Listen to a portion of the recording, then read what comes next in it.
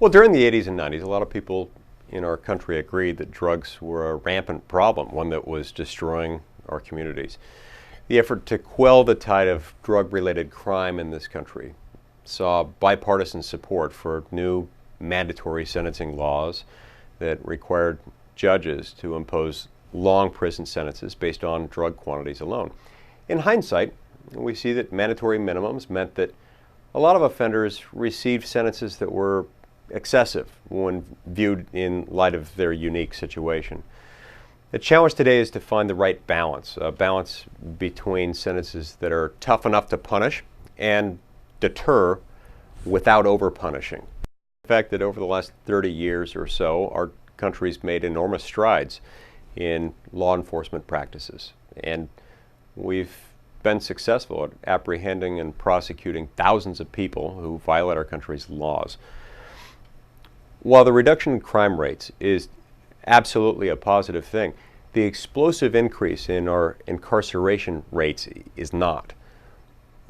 While we're by no means the most populous country in the world, not even close, we do have the highest prison population in the world. And we incarcerate more people per capita than any other industrialized nation, even more than Russia or China. Sadly, many of those Americans who are languishing in our jails and prisons are not violent offenders who pose an ongoing threat to our communities.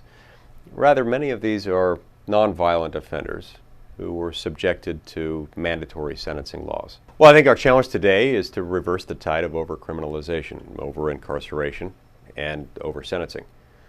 Make no mistake, those who choose to violate our laws need to be punished.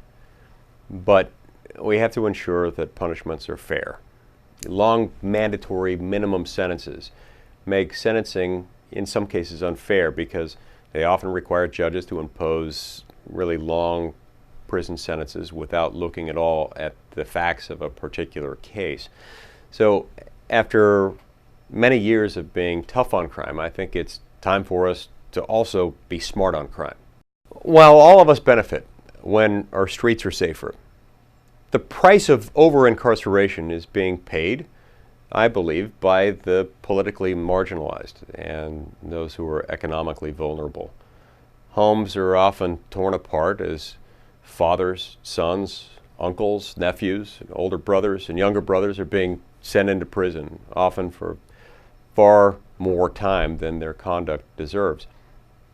The absence of those men leaves a chilling void in too many communities, a void that requires members of those communities to limp along without these people who have been put in prison. It's the families and the neighbors who are left behind that bear the highest costs of our justice system, and that's one of the reasons why it needs to be reformed. The Smarter Sentencing Act is a targeted, narrowly focused bill that proposes incremental reforms that would allow judges to impose fair sentences. Because it doesn't reduce maximum penalties for any offense, judges would still be able to impose really long sentences on the very worst offenders, for example, on kingpins and cartel bosses. But for lower level nonviolent drug offenders, judges would be able to impose prison terms that better fit each crime without the ill-fitted constraints that mandatory minimums sometimes require. And doing this, making this change, would save taxpayers money. The Department of Justice and the Congressional Budget Office agree that the Smarter Sentencing Act would save taxpayers billions of dollars in the coming years. This is only the beginning of the cost savings because I think the biggest cost savings are expressed in terms of human costs rather than just in dollars. Aside from the obvious savings to taxpayers, this bill is important to me because I think once a person is paid a modest price for his crime, he should have the chance to return to his family and return to his community and get his life back on track. We need a justice system that helps people move forward, away from a life of crime and back to a fulfilling life and a law-abiding life.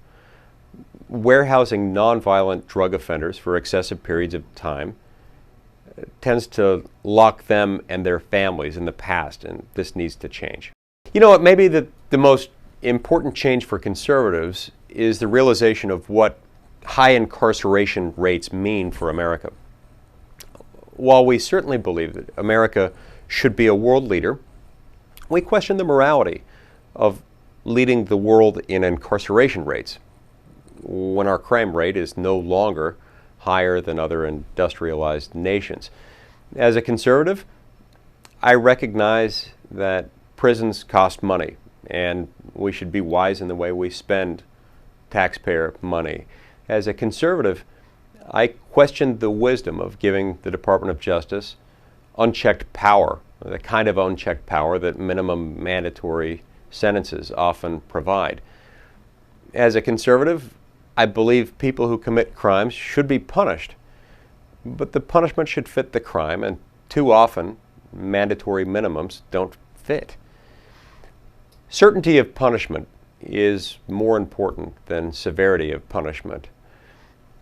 As a conservative, I believe that once people have served a modest sentence, they should return to their families and their communities to get their lives back on track. It's time for conservatives to recognize that we can and should be the leaders who make these changes happen and make them possible and put them into law. The Smarter Sentencing Act enjoys support of people across the political spectrum. It's been endorsed by groups ranging from Heritage Action and the American Conservative Union to the NAACP and the ACLU. It has sponsors from both parties in both houses of Congress. It's time for Washington to recognize that America wants to see change in this area.